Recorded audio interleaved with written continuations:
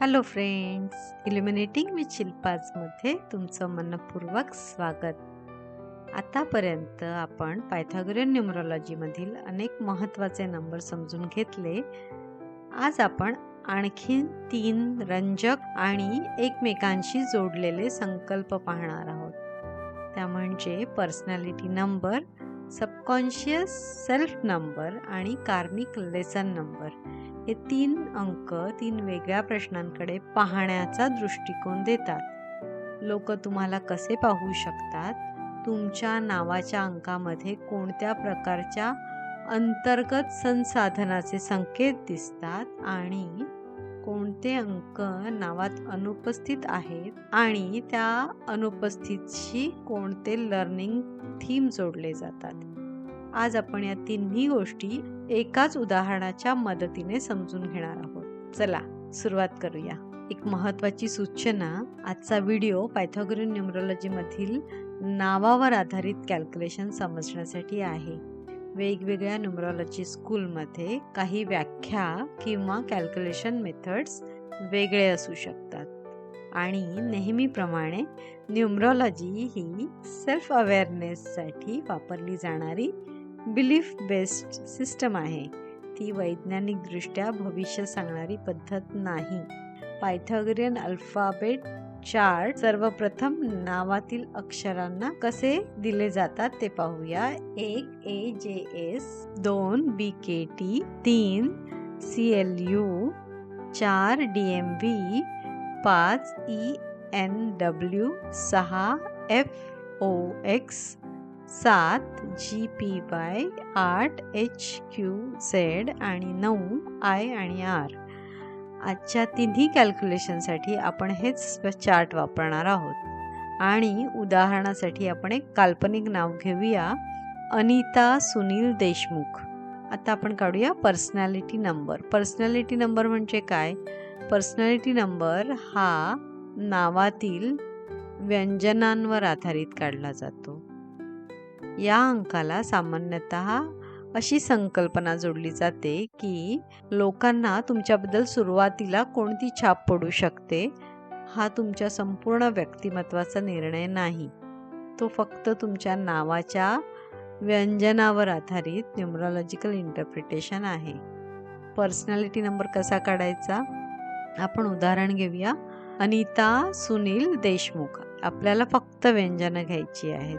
अनिता व्यंजन N5 आणि T2, Sunil S1 N5 आणि L3 आणि देशमुख मध्ये D4 S1 H8 M4 K2 आणि H8. आता सर्व अंकाची बेरीज करूया. 5 + 2 + 1 + 5 + 3 + 4 + 1 + 8 + 4 + 2 + 8 = 43. म्हणजे 4 + 3 = 7. म्हणून या उदाहरणात पर्सनॅलिटी नंबर 7. पर्सनॅलिटी नंबर 1 लोकांना तुम्ही स्वतंत्र विचार करणारे किंवा आत्मविश्वासपूर्ण वाटू शकता. पर्सनॅलिटी 2 तुमच्याबद्दल शांत, सहकार्यशील आणि समजूतदार अशी छाप पडू शकते. पर्सनॅलिटी नंबर 3 तुम्ही संवादप्रिय, उत्साही किंवा सृजनशील वाटू शकता. पर्सनॅलिटी नंबर 4 तुम्ही शिस्तप्रिय, विश्वासार्ह आणि व्यवस्थित वाटू शकता. पर्सनॅलिटी 5 तुम्ही उत्साही, बदल स्वीकारणारे आणि स्वातंत्र्यप्रिय वाटू शकता. पर्सनॅलिटी नंबर 6 तुमच्याबद्दल काळजी घेणारे, जबाबदार आणि कुटुंब केंद्रीय अशी छाप पडू शकते. पर्सनॅलिटी नंबर 7 तुम्ही शांत, विचारशील, निरीक्षणशील किंवा थोडे रिझर्व वाटू शकता. पर्सनॅलिटी नंबर 8 तुम्ही महत्वाकांक्षी, सक्षम आणि अधिकारपूर्ण वाटू शकता. पर्सनॅलिटी नंबर 9 तुमच्याबद्दल समजूतदार, व्यापक दृष्टिकोन असलेले आणि कंपॅशनेट अशी छाप पडू शकते. आता आपण दुसरा अंक पाहूया. सबकॉन्शियस सेल्फ नंबर म्हणजे काय? या कॅल्क्युलेशनमध्ये नावात किती वेगवेगळे अंक उपस्थित आहेत ते पाहिले जाते.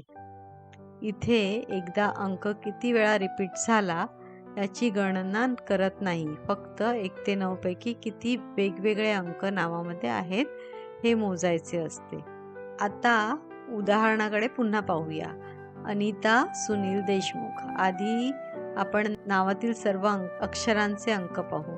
A1, N5, I9, T2, A1, S1, U3, N5, I9, L3, D4, E5, S1, H8, M4, U3, K2 आणि H8.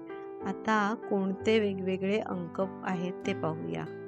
1, 2, 3, 4, 5, 8 आणि 9. एकूण किती वेगळे अंक आहेत? 7. म्हणून सबकॉन्शियस सेल्फ नंबर 7.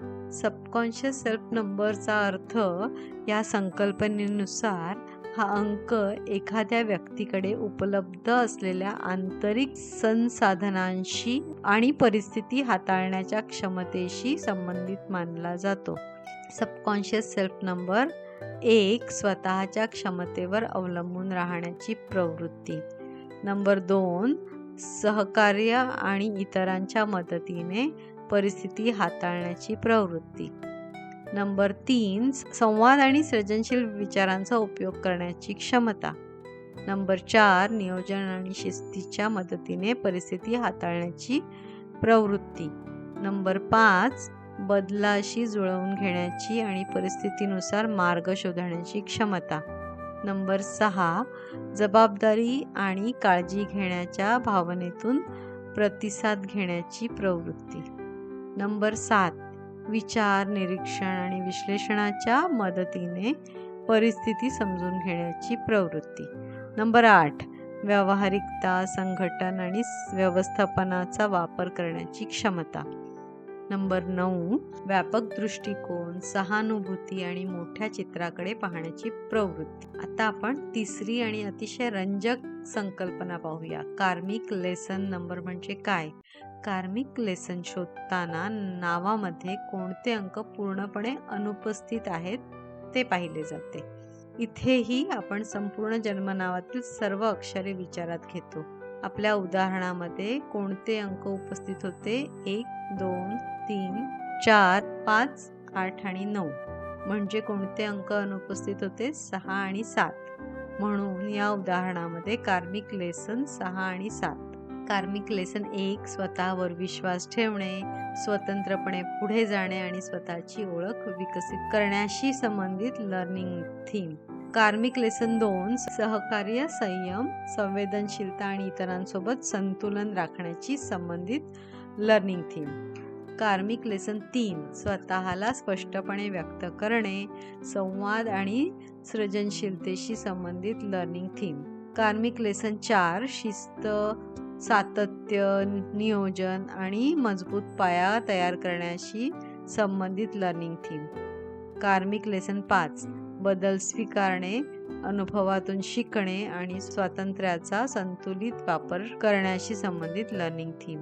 कार्मिक लेसन 6 जबाबदारी, नातेसंबंध, काळजी आणि संतुलित कमिटमेंट यांच्याशी संबंधित लर्निंग थीम.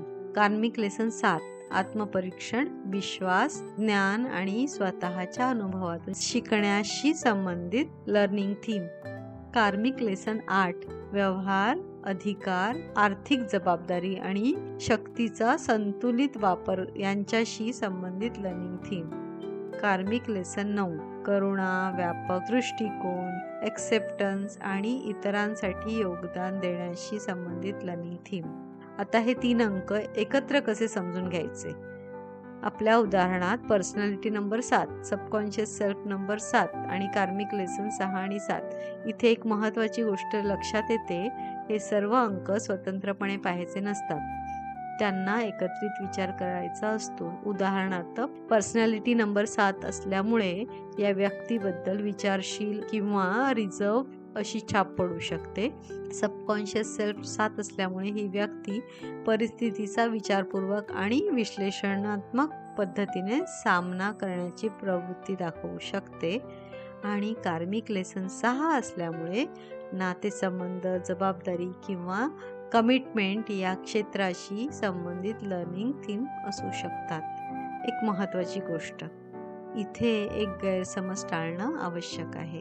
कार्मिक लेसन नंबर म्हणजे तुमच्याकडे तो गुण नाही असा अर्थ नाही, आणि पर्सनॅलिटी नंबर म्हणजे लोक तुम्हाला नेहमी अशाच प्रकारे पाहतात असा अर्थही नाही. हे अंक एका बिलीफ बेस्ड न्यूमरॉलॉजी सिस्टममधील इंटरप्रिटेशन आहे. व्यक्तीचे अनुभव, संस्कार, वातावरण आणि स्वतःचे निर्णय हे देखील तितकेच महत्त्वाचे असतात. चला आता एक छोटासा प्रश्न. एखाद्या नावामध्ये 1, 2, 3, 5, 7 आणि 9 हे अंक उपस्थित आहेत, तर कार्मिक लेसन म्हणून कोणते अंक विचारात घेतले जातील? ए 1, 2, 3, बी 4, 6, 8, सी 5, 7, 9, डी 1, 5, 9. तुमचे उत्तर कमेंटमध्ये नक्की लिहा. तुमच्या नावामध्ये कोणते अंक उपस्थित आहेत आणि कोणते अंक अनुपस्थित आहेत?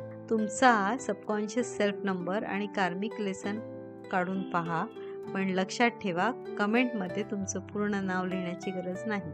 आज आपण पायथागोरियन न्यूमरॉलॉजीमधील 3 वेगळ्या पण एकमेकांशी जोडलेल्या संकल्पना समजून घेतल्या.